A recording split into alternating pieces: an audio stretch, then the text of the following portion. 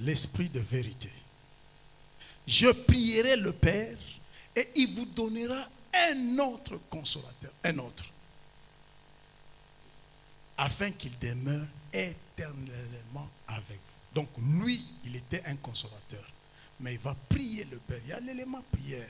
Je prierai le Père qu'il vous donne un autre consolateur. Quand moi je serai parti, lui, il restera avec vous éternellement. Le Saint-Esprit. Et il a appelé l'Esprit de vérité. Je vais au commencement à la création. Là, nous sommes dans Genèse 1. Il crée la terre. Il crée les hommes. Il établit les civilisations. Au commencement, Dieu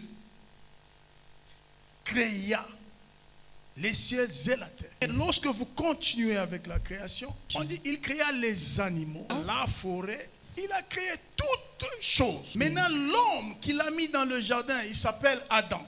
Il lui donne une mission de garder les jardins et de nommer tous les êtres qui étaient dans les jardins.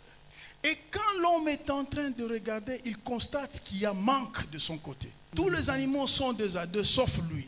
L'homme a remarqué que les autres vivent déjà, il y a une certaine culture établie, mais lui n'est pas dans cette culture, lui n'est pas dans cette civilisation. Et Dieu lui donne, il crée la femme.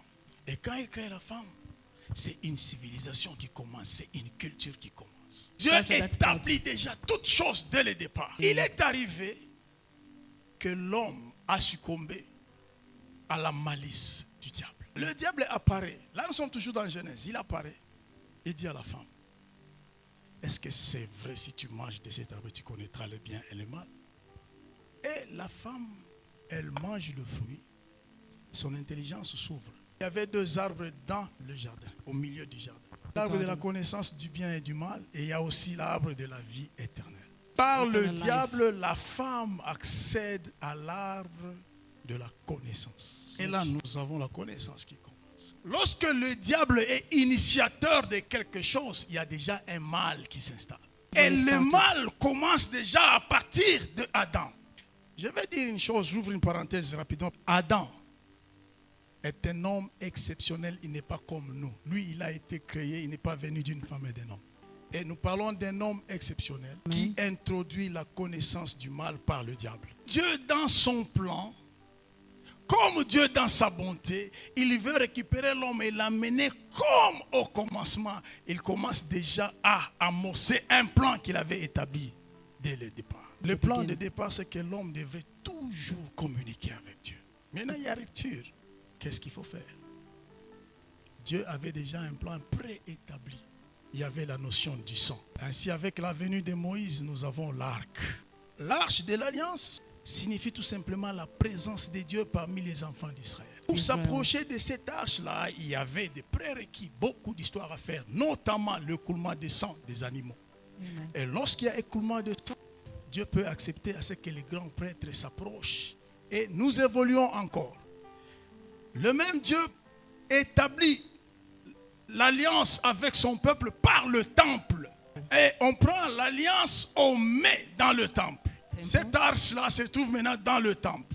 Et tout le monde devrait aller au temple pour rencontrer Dieu qui était dans le temple à Jérusalem. L'arche de l'alliance était dans le temple. Ainsi, dans la prière de dédicace de Salomon, il pouvait dire, écoute la prière de quiconque viendra en ce lieu et exauce cette prière. Et tout le monde regardait au temple, devrait aller au temple. Alors, un autre Adam, Jésus-Christ, cet homme exceptionnel, arrive. Celui-là, il vient, il change la culture. Il dit une chose très importante. C'est l'élément le plus tournant de la Bible. Peut-être ne faisons pas attention à ça. Il dit à la femme samaritaine, les vrais adorateurs ne viendront pas à Jérusalem. Ils n'iront pas à Samarie. Mais ils adoreront le Père en vérité et en esprit. Donc si tu es au Soudan, tu n'as pas à voyager, aller en Israël pour adorer Dieu.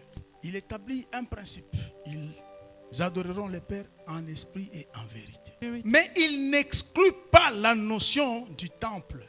D'ailleurs, à l'atterrissage de l'Ancien Testament, il est écrit, la gloire de la deuxième maison, donc du deuxième temple, sera plus grande que la gloire de l'ancien temple. Et Jésus lui-même, durant sa vie, il arrive quelque part, il parle du temple, il dit, ce temple, je peux le détruire et le reconstruire en 3 jours.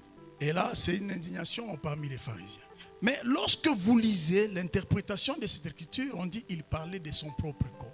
Et lorsque nous suivons encore, nous continuons, nous trouvons que Jésus a établi une autre définition du temple. Ce n'est plus la maison en briques, ce n'est plus l'arche, mais c'est devenu un corps. Donc, les dieux qu'on doit adorer, on ne va pas se déplacer pour aller le voir. Le Dieu maintenant a trouvé une demeure, et cette demeure, c'est l'homme. Là, c'est Paul. Ne savez-vous pas que vous êtes la demeure du Saint-Esprit? Il parle aux hommes que nous sommes. J'ai commencé par la connaissance. Je suis allé au temple et maintenant je suis en train de parler de la présence de Dieu. Revenons maintenant à la connaissance. Il est écrit dans Osée 4, 6. Mon peuple est détruit par manque de connaissance. Ça, c'est Osée. Dans l'Ancien Testament. Et quand on parle de la connaissance, parce que lorsque vous allez loin, on dit la connaissance, c'est la parole de Dieu. La connaissance, c'est Dieu. Lorsque vous lisez ça, à ce niveau, on n'a pas encore écrit les évangiles. Là, on parle encore des 5 livres de Moïse. Mais nous, en tant que chrétiens, nous nous basons sur la Bible. Donc, on parle des 5 livres de Moïse à ce niveau. Mon peuple est détruit par manque de connaissance. Si tu n'as pas la connaissance, tu es exposé à la destruction. Mais plus loin avant ça, le même Dieu dit à Josué par la bouche de son serviteur Moïse, il dit ceci: pour que tu aies du succès, médite ces livres-ci. Donc médite cette connaissance jour et nuit. Donc pour avoir du succès, il faut méditer cette connaissance jour et nuit. C'est-à-dire, marche dans cette vérité jour et nuit, tu auras du succès. C'est la vérité de ces 5 livres.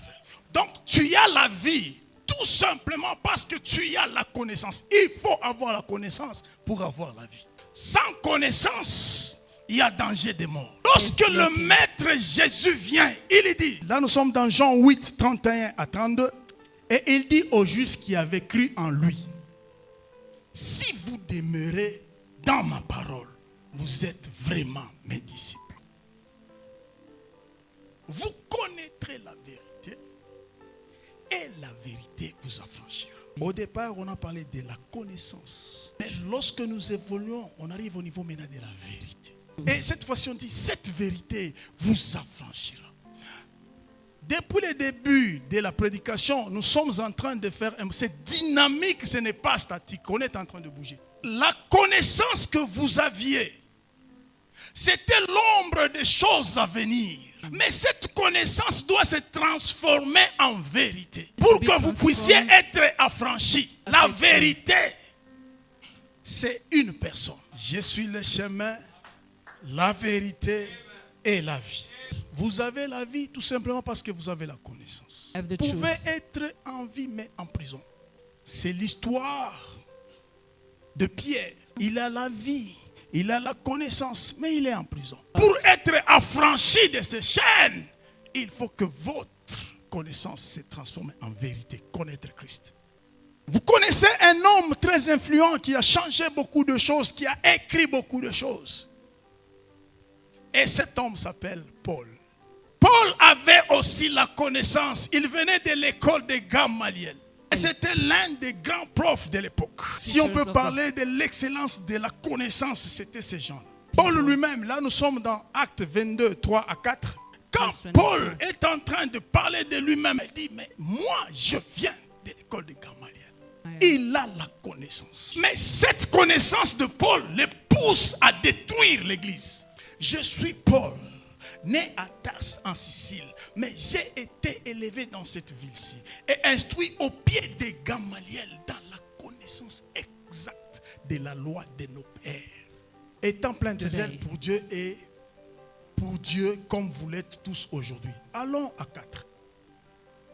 J'ai persécuté à mort cette doctrine avec ma connaissance. La connaissance de Paul ne s'était jamais transformée jusqu'à ce niveau-là, ne s'était jamais transformée en vérité.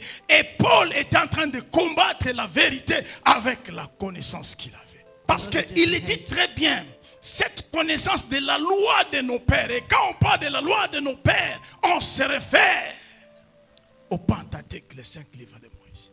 Mais Paul, avec cette connaissance, il détruisait la doctrine de Christ. Donc la connaissance seule, quand vous l'avez, elle n'est pas suffisante si elle n'est pas encore arrivée au niveau de se transformer pour être la vérité.